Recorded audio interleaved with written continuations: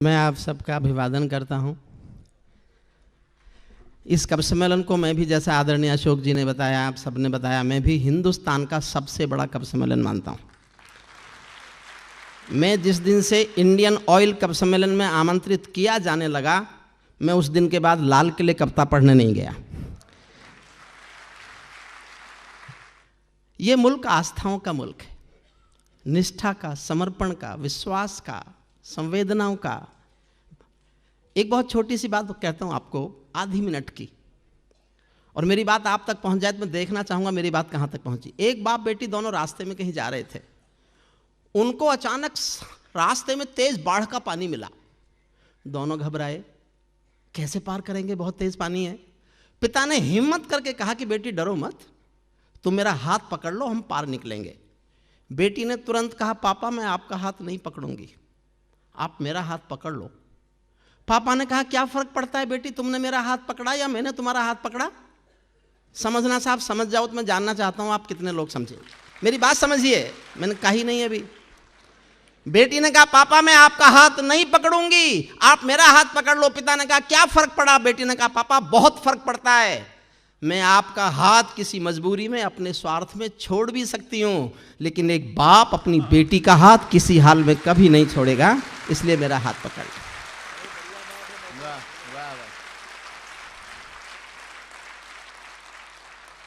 मैं थोड़ा सा अस्वस्थ होने के कारण जो मैं गाता रहा हूं आज तक, मैं थोड़ा एक कविता गद्य में पढ़ना चाहता हूं, क्योंकि मुझे नहीं लगता मैं अभी गा सकता हूं, मुझे मना भी किया गया है। नहीं। जहां से कीर्ति जी ने एक कविता छोड़ी थी, मैं तय करूंगा 2 लाइन पढ़ रहा हूं बस। ये 2 लाइन आप स्वीकारेंगे तो मैं कोशिश करूंगा पूरी कविता पढ़ूं। मैंने बहुत गुस्से में एक कविता लिखी है इन दिनों, बहुत गुस्से में। पहली 2 लाइन तय करेंगी कि आप ये सुनेंगे कि मैं कोई और कविता, छोटी कविता गा के पढ़ दूंगा। 2 लाइन पर मैं जानना चाहता हूं कि इस कविता को, इस विचार को आप स्वीकारते हैं कि नहीं स्वीकारते। ये ही दुश्मन के गालों पर दिल्ली के चांटे होते, कितना सहें, कब तक सहें, कब तक दहिया आएंगे, कब तक तिरंगे में लिपट कर आएंगे हमारे बेटे।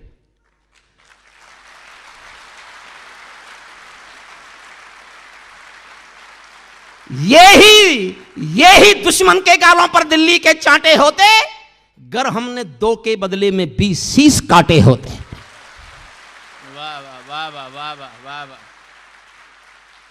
ये कैसा परिवर्तन है खुददारी के आचरणों में। सेना का सम्मान पड़ा है चरमपंथ के चरणों में, किसका खून नहीं खोलेगा सुन पढ़कर अखबारों में। सिंहों की गर्दन कटवा दी चूहों के दरबारों में।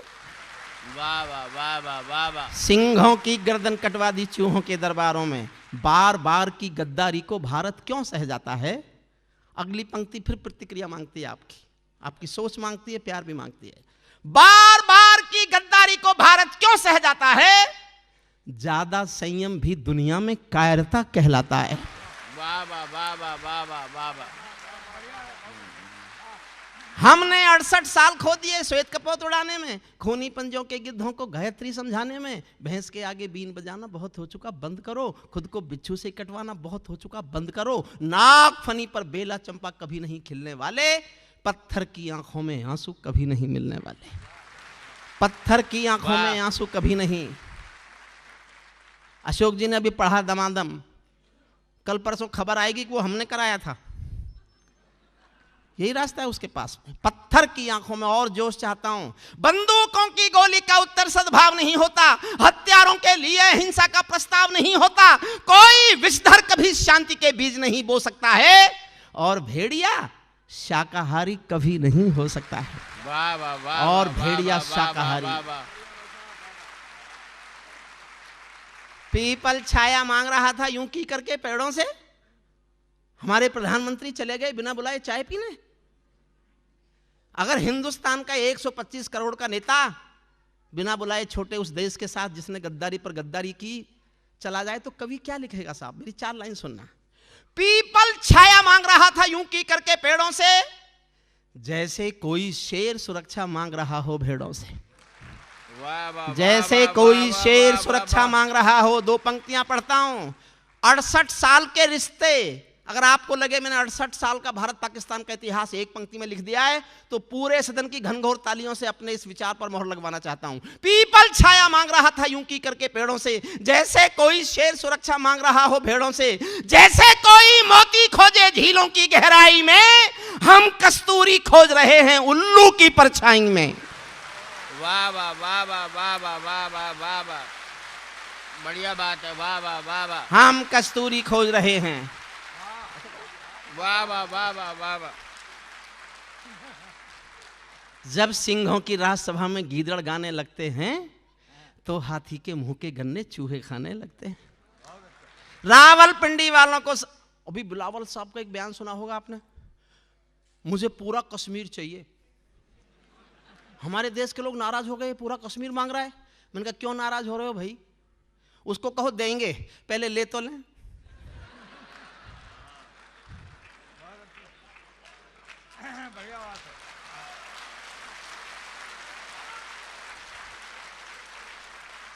मैंने खबर भेजी, बिलावल तुझे कश्मीर चाहिए, हमारी राजधानी दिल्ली है, तू जानता है यहाँ के लोग रेल में खिड़की के पास वाली अपनी सीट भी किसी को नहीं देते। वाह भाई वाह, कश्मीर चाहिए। रावलपिंडी वालों को सपने में काल दिखा, मैं केवल सपना कह रहा हूं, रावलपिंडी वालों को सपने में काल दिखाओ तो, भारत माता की आंखों के डोरे लाल दिखाओ तो, दिल्ली वालों ठोकर मारो दुनिया के हथकंडों पर, इजराइल से जीना सीखो अपने ही भुजदंडों पर। वाह वाह, इजराइल से जीना सीखो अपने ही भुजदंडों पर। भारत माता का बंटवारा है जिनकी अभिलाषा में, वे समझेंगे अर्जुन के गांडीव धर्म की भाषा में। 4 लाइन पढ़ता हूँ। श्रद्धेय सुरेंद्र जी, श्रद्धेय अशोक चक्रवर्ती, श्रद्धेय राहत साहब, मेरे छोटे भाई सब के सामने एक विचार पढ़ रहा हूँ मैं। 39 साल एक विश्वविद्यालय में कानून पढ़ाया मैंने, 39 साल। मैं डीन था लॉ फैकल्टी का, लेकिन ये भाषा कभी नहीं बोला जो आज बोल रहा हूँ। और इंडियन ऑयल की जनता से अच्छी जनता मुझे ही अपना विचार गाने के लिए कहीं मिल भी नहीं सकती। अगर इस विचार का आप समर्थन करते हैं, मैं हिंदुस्तान के प्रधानमंत्री के सामने सीना तान के विचार गाना चाहता हूँ। मैं जानना चाहता हूं मेरे इस विचार को कितनी ताकत से आप समर्थन देते हैं। 4 पंक्ति सुनना। भारत माता का बंटवारा है जिनकी अभिलाषा में, वे समझेंगे अर्जुन के गांडीव धर्म की भाषा में। फूल अमन के कभी नहीं खिलते कायर पर पार्टी में। मैं जानना चाहूंगा साहब देश मेरे इस विचार का कितना समर्थन करता है, कितने जोश में समर्थन करता है। फूल अमन के कभी नहीं खिलते कायर पर पार्टी में, नेहरू जी के श्वेत कबूतर मरे पड़े हैं घाटी में। दिल्ली वालों अपने मन को बुद्ध करो या क्रुद्ध करो, कश्मीर को दान करो या गद्दारों से युद्ध करो। वाह वाह वाह वाह वाह वाह वाह वाह वाह वाह वाह वाह वाह वाह वाह वाह, कश्मीर को दान करो।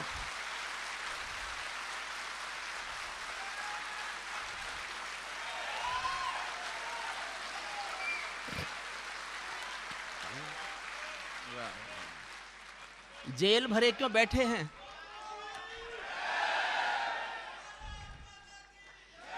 जेल भरे क्यों बैठे हैं हम आदमखोर दरिंदों से। आजादी का दिल घायल, में गंभीर हो रहा हूं सुनना। जेल भरे क्यों बैठे हैं हम आदमखोर दरिंदों से, आजादी का दिल घायल है जिनके गोरख धंधों से। घाटी में आतंकवाद के कारक बने हुए हैं जो, बच्चों की मुस्कानों के संहारक बने हुए हैं जो, उन जहरीले नागों को भी दूध पिलाती है दिल्ली, मेहमानों जैसी बिरयानी चिकन खिलाती है दिल्ली। वाह वाह वाह वाह वाह वाह, जिनके कारण पूरी घाटी जली दुल्हन सी लगती है, पूनम वाली रात चांदनी चंद्रग्रहण सी लगती है। जिनके कारण माँ की बिंदी दाग दिखाई देती है, वैष्णो देवी माँ के घर में आग दिखाई देती है। उनके पैरों बेड़ी जकड़े जाने में देरी क्यों है, उनके फन पर एड़ी रगड़े जाने में देरी क्यों है। वाह,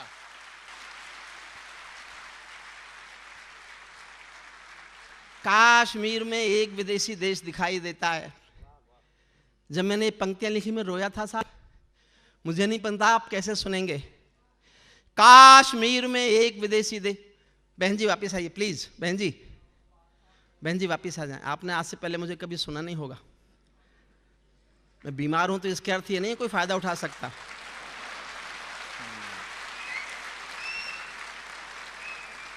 ये इंडियन ऑयल की अदब की महफिल है, भारत की संसद नहीं है जिसका मन करे उठ के चल देगा।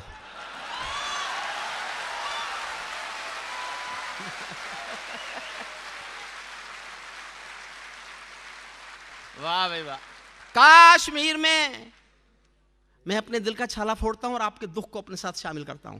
काश्मीर में एक विदेशी देश दिखाई देता है, संविधान को ठुकराता परवेश दिखाई देता है। वे घाटी में भारत के झंडों को रोज जलाते हैं, सेना पर हमला करते हैं, खूनी फाग मनाते हैं। हम दिल्ली की खामोशी पर शर्मिंदा रह जाते हैं, भारत मुर्दाबाद बोलकर वे जिंदा रह जाते हैं।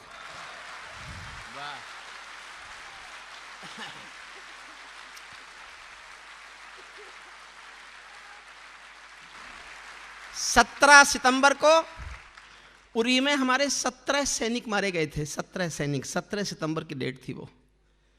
खबर छप चुकी थी 18 सितंबर के अखबारों में। मैं हाथरस में एक कवि सम्मेलन में था, 15,000 लोग मेरे सामने थे। लोग चिल्लाए सामने से, अब भी कुछ नहीं बोलोगे? तो किसी दूसरे ने कहा ये नहीं बोलेगा, ये तो उनका चमचा हो गया है। मैंने तभी 2 पंक्तियां पढ़ी और मैं कभी कभी सोचता हूं केवल इन 2 पंक्तियों के कारण ही सर्जिकल स्ट्राइक हुई, वरना नहीं होती। वो मेरा क्षणिक गुस्सा था, वो शायद सुरेंद्र जी ने भी नहीं सुना, अशोक जी ने भी नहीं सुना, राहत जी ने भी नहीं सुना। मैं आज सुनाता हूं, इसलिए सुनाता हूं कि मैं आज नहीं बोलूंगा तो फिर आगे बोलने का मौका नहीं मिलेगा। मैं कितने क्रोध में था आप उसकी कल्पना करना। उस समय की घटना है, 18 सितंबर को हमारी 17 लाशें पड़ी हुई हैं और 28 सितंबर तक कोई एक्शन नहीं हुआ था, लेकिन मैंने 18 सितंबर की शाम को पढ़ा। 18 सितंबर की शाम को काश्मीर में एक विदेशी देश दिखाई देता है, संविधान को ठुकराता परिवेश दिखाई देता है। वे घाटी में भारत के झंडों को रोज जलाते हैं, सेना पर हमला करते हैं, खूनी फाग मनाते हैं। हम दिल्ली की खामोशी पर शर्मिंदा रह जाते हैं, भारत मुर्दाबाद बोलकर वे जिंदा रह जाते हैं। 2 पंक्तियां। मैं चाहता हूं मेरे इस क्रोध को आज इतना आशीर्वाद देना कि मैं दुनिया में कभी भी किसी से डरना बंद कर दूं। भारत मुर्दाबाद बोलकर वे जिंदा रह जाते हैं। शायद तुम भी सत्ता मद के अहंकार में बैठे हो, क्या 17 मंत्री मरने के इंतजार में बैठे हो?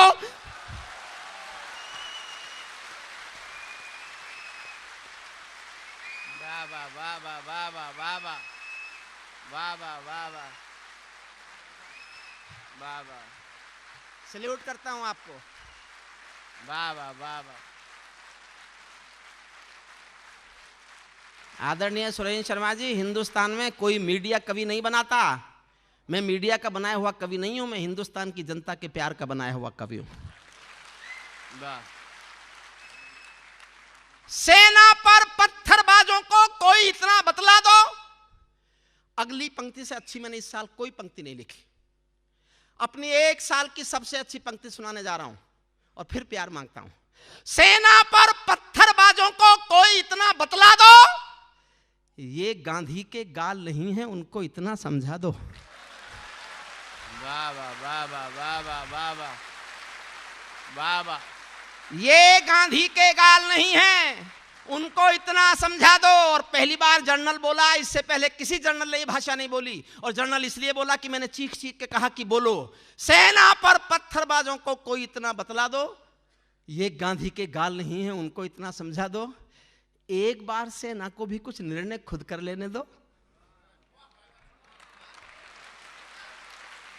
वाह वाह वाह। अगली पंक्ति आपकी घोर आसमान जैसी तालियां चाहती है। एक बार सेना को भी कुछ निर्णय खुद कर लेने दो, एक बार पत्थर का उत्तर गोली से दे लेने दो, एक बार पत्थर का उत्तर। वाह वाह वाह वाह वाह वाह।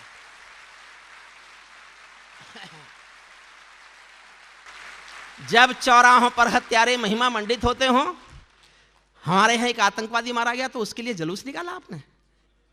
पाकिस्तान में ब्लैक डे मनाया गया, संसद में काली पट्टी बांध ली गई।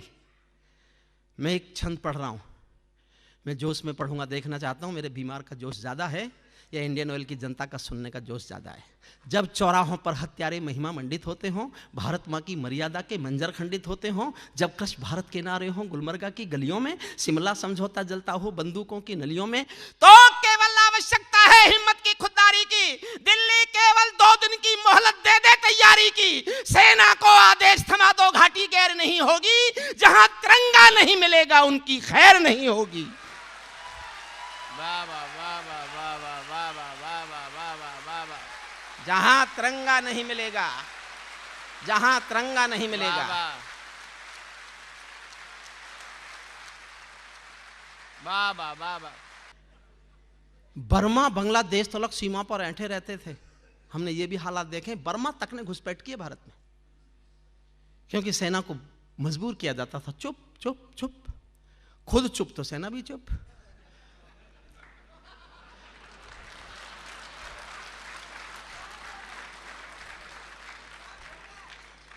बर्मा बांग्लादेश तलक सेना पर बर्मा बांग्लादेश तलक सीमा पर ऐंठे रहते थे, और हमारे नेता चूड़ी पहने बैठे रहते थे। दिल्ली डरी डरी रहती थी पाक चीन की बॉर्डर पर, सेना बांधे हाथ खड़ी रहती थी किसके ऑर्डर पर? दुनिया को एहसास कराओ हम निर्णय ले सकते हैं, हम भी ईंटों का उत्तर अब पत्थर से दे सकते हैं। अब तो वक्त बदलना सीखो डरते डरते जीने का, दुनिया को एहसास कराओ 56 इंची सीने का, दुनिया को एहसास कराओ, दुनिया को एहसास कराओ।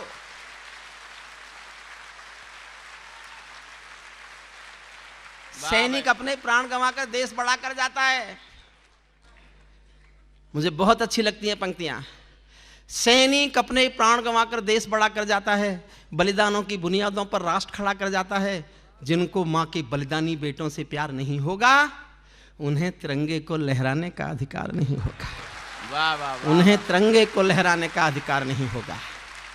सिंहासन के माने होते हैं सिंहों का आसन हो, कायरता से दूर अटल संकल्पों का अनुशासन हो। खत्म करता हूं साहब कविता। राजमहल के आचरणों की गंध हवा में जाती है। दिनकर की एक पंक्ति हिंदुस्तान में सिंहासन बदल देती है। सिंहासन खाली करो कि जनता आती है। मैं इस कविता में एक पंक्ति ऐसी खोजता हूं, मैं नहीं रहूंगा तो शायद मेरी ये पंक्ति कोट करेगा देश। मन चाहता हूं, आपका प्यार मांगता हूं। राजमहल के आचरणों की गंध हवा में जाती है, राजा कायर हो तो बिल्ली सिंहों को धमकाती है। राजा, अंतिम पंक्तियां पढ़ रहा हूं। राजा कायर हो तो बिल्ली सिंहों को धमकाती है। भारत एक अखंड राष्ट्र है, सवा अरब की ताकत है, कोई हम पर आंख उठा ले किसकी भला हिमाकत है। धरती अंबर और समंदर को यह भाषा समझा दो, दुनिया के हर पंच सिकंदर को यह भाषा समझा दो। अब खंडित भारत मां की तस्वीर नहीं होने वाली, कश्मीर किसी के अब्बा की जागीर नहीं होने वाली, कश्मीर किसी के अब्बा की।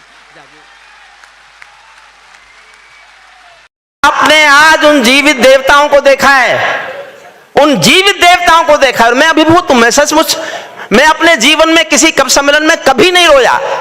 आज ने जाने कितनी बार मैं रोया, और मेरा मन करता था मैं भागूं, ऊपर आऊं और इन सैनिकों के, इन बेटों का पैर छू करके इनके पैर छू लूं, और मुझे कुछ पुण्य इनके मिल जाएंगे जो इन्होंने देश के लिए किया, जो देश के लिए किया। आदरणीय गुरमीत साहब, आपने जो दिखाया, हमारे, मैं सबके नाम मुझे याद नहीं आए।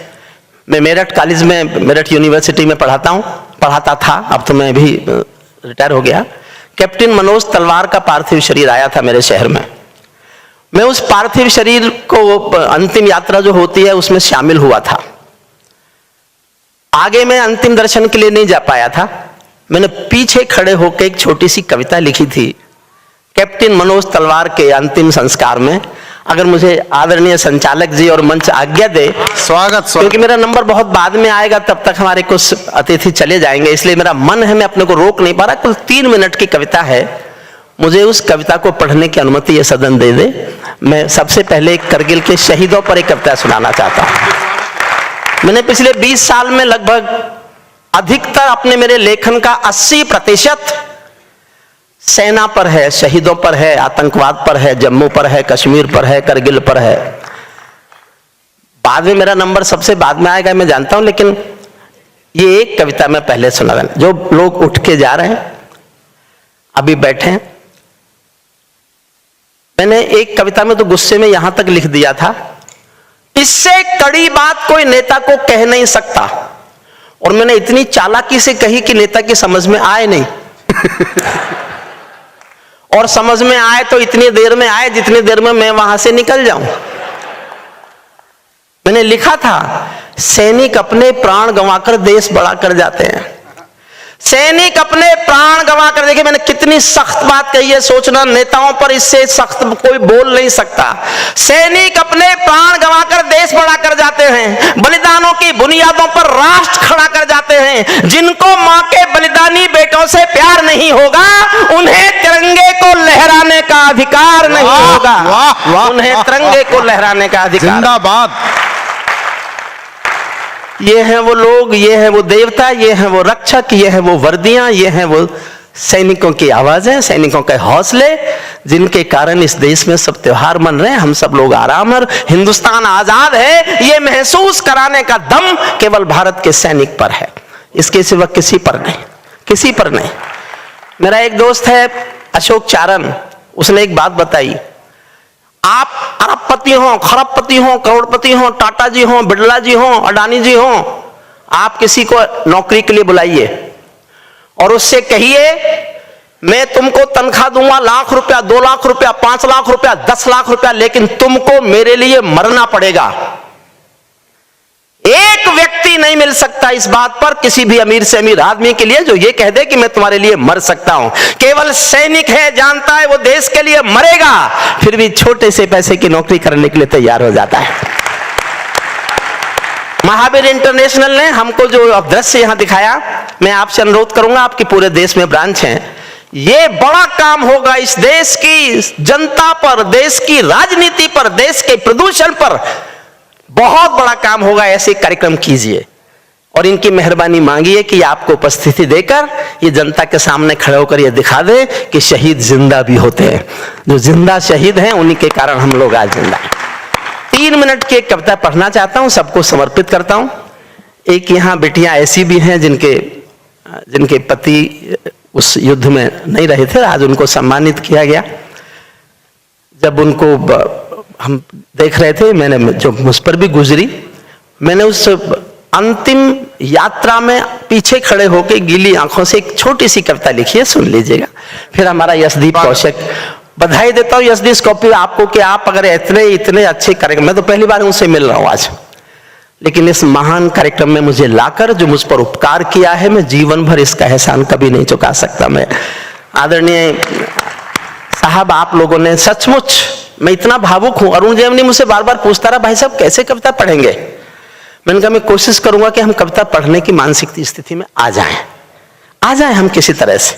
आप ये मान के सुनना कि क्योंकि कवि सम्मेलन तो होना तो है ही, हम तो इसीलिए आए। छोटी सी कविता सुन लीजिए। मैं केशव का 5 जन्म भी गहन मौन में खोया हूं। मैं गीतकार नहीं, हमारी बेटियां गीतकार बैठे, लेकिन भीतर कहीं, बहुत भीतर कहीं जब कुछ टूटता है तो ऐसा भी लिखा जाता है। मैं केशव का 5 जन्म भी गहन मौन में खोया हूँ, उन बेटों की याद कहानी लिखते लिखते रोया हूँ, उन बेटों की याद कहानी लिखते लिखते रोया हूँ, जिस माथे की कुमकुम बिंदी वापस लौट नहीं पाई, चुटकी झुमके पायल ले गई कुर्बानी की यमराई, कुछ बहनों की राखी जल गई है बर्फीली घाटी में, वेदी के गठबंधन मिल गए हैं करगिल की घाटी में, पर्वत पर कितने सिंदूरी सपने दफन हुए होंगे, बसंतों के मधुमासी जीवन हवन हुए होंगे, टूटी चूड़ी धुला महावर रूठा कंगन हाथों का, कोई मोल नहीं दे सकता बासंती जज्बातों का, कोई मोल नहीं। टूटी चूड़ी धुला महावर रूठा कंगन हाथों का, कोई मोल नहीं दे सकता बासंती जज्बातों का, जो पहले पहले चुंबन के बाद लाम पर चला गया, एक पल का एहसास जीना। और मैं 20 साल से पढ़ रहा हूं ये कविता, लेकिन इससे पवित्र मौका जहां मैंने जिनके लिए लिखी उनके चरणों में बैठ के पढ़ने का मौका मुझे महावीर इंटरनेशनल ने दिया, मैं इस बात को जीवन में कभी नहीं भूलूंगा। जो पहले पहले चुंबन के बाद लाम पर चला गया, नई दुल्हन की सेज छोड़कर युद्ध काम पर चला गया, उनको भी मीठी नींदों की करवट याद रही होगी, सबको परिवार याद आता है, उनको भी मीठी नींदों की करवट याद रही होगी, खुशबू में डूबी यादों की सलवट याद रही होगी, खुशबू में डूबी यादों की सलवट। और मैं अपने जीवन की सबसे अच्छी पंक्ति कर्नल गुरमीत सिंह जी आपके चरणों में भेंट करता हूं। मैंने इससे अच्छा जीवन में कुछ लिखा ही नहीं, रोया भी बहुत था, लेकिन मुझे लगा मैं जीवन में एक ही पंक्ति अच्छी लिख पाया हूं, वो पंक्ति आपको सौंपता हूं। मुझे दुआएं देना तालियों से। अगर ऐसी पंक्ति मैंने एक और लिख ली ना तो महसूस करूंगा मैं कवि हो गया हूं। जीवन की सबसे अच्छी पंक्ति सुनो। उनको भी मीठी नींदों की करवट याद रही होगी, खुशबू में डूबी यादों की सलवट याद रही होगी। उन आंखों की दो बूंदों से सातों सागर हारे हैं, उन आंखों की दो बूंदों से सातों सागर हारे हैं। जब मेहंदी वाले हाथों ने मंगलसूत्र उतारे हैं, जब मेहंदी वाले हाथों ने मंगलसूत्र उतारे हैं। गीली मेहंदी रोई होगी छुपके घर के कोने में। मैं एक ऐसी बिटिया को जानता था जहां मैं पढ़ाता हूं, वो एक फौजी से प्यार करती थी। ना बिटिया ने घर पे बताया, लड़की ने घर बताया, ना फौजी ने अपने घर बताया। दोनों ने शादी का भी तय कर लिया कि अगली छुट्टी में फौजी आएगा तो शादी करेंगे। वो लड़की उस फौजी के नाम की मेहंदी रचा रही है बैठी हुई, और जिस समय मेहंदी रचा रही है उसके नाम की, उसी समय खबर आती है फौजी शहीद हो गया। इस पल को जीना मेरे साथ। गीली मेहंदी रोई होगी छुपके घर के कोने में, ताजा काजल छूटा होगा चुपके चुपके रोने में। जब बेटे की अर्थी आई होगी सोने आंगन में, जब बेटे की अर्थी आई होगी सोने आंगन में। शायद दूध उतर आया हो बूढ़ी माँ के दामन में, शायद दूध उतर आया हो बूढ़ी माँ के दामन में। वो विधवा पूरी दुनिया का बोझा सर ले सकती है। संसार के किसी भी मुल्क में, किसी भी मजहब में स्त्री अर्थी को कंधा नहीं देती। करगिल के युद्ध में एक बेटा शहीद हुआ था, वीरेंद्र सिंह। भरतपुर के पास एक गांव है अजान। जब सेना के लोग उसका पार्थिव शरीर लेकर आए तो उसकी पत्नी गायत्री देवी नाम है उनका, उन्होंने अफसरों की मर्जी के खिलाफ, गांव के लोगों की मर्जी के खिलाफ शादी के दिन के कपड़े पहने और शमशान घाट तक अपने पति की अर्थी को कंधा दिया। ये दुनिया की पहली घटना थी जब कोई औरत अर्थी को, उसके बाद तो काफी घटनाएं घटी, लेकिन पहली घटना थी ये। मैंने इस पर एक लाइन लिखी है, आपका मन मांगती है, समर्थन मांगते है, सदन का सुनना। तब बेटे की अर्थी आई होगी सोने आंगन में, शायद दूध उतरवाया हो बूढ़ी माँ के दामन में। वो विधवा पूरी दुनिया का बोझा सर ले सकती है, वो विधवा पूरी दुनिया का बोझा सर ले सकती है। जो अपने पति की अर्थी को भी कंधा दे सकती है, जो अपने पति की अर्थी को भी कंधा दे सकती है। मैं ऐसी हर देवी के चरणों में शीश झुकाता हूँ, इसीलिए मैं कविता को हथियार बना कर गाता हूँ, इसीलिए मैं कविता को हथियार बना कर गाता हूँ। जिन बेटों ने पर्वत काटे हैं अपने नाखूनों से, देखिए आपने पहाड़ियां ऐसे चढ़े होंगे, मैंने कल्पना की है। अंतिम 6 पंक्तियां सैनिक के शौर्य पर बोल रहा हूं। मैंने सैनिक के शौर्य पर केवल 6 लाइन लिखी है इस कविता में, वो सुनिए। जिन बेटों ने पर्वत काटे हैं अपने नाखूनों से, उनकी कोई मांग नहीं है दिल्ली के कानूनों से, उनकी कोई मांग नहीं है दिल्ली के कानूनों से। जो सैनिक सीमा रेखा पर झुकतारा बन जाता है, उस कुर्बानी के दीपक से सूरज भी शर्माता है। गर्म दहानों पर तोपों के जो सीने अड़ जाते हैं, उनकी गाथा लिखने को अंबर छोटे पड़ जाते हैं। उनके लिए हिमालय कंधा देने को झुक जाता है, कुछ पल को सागर की लहरों का गर्जन रुक जाता है। उस सैनिक के शव का दर्शन तीर्थ जैसा होता है, चित्र शहीदों का मंदिर की मूरत जैसा होता है। चित्र शहीद, बहुत बहुत धन्यवाद।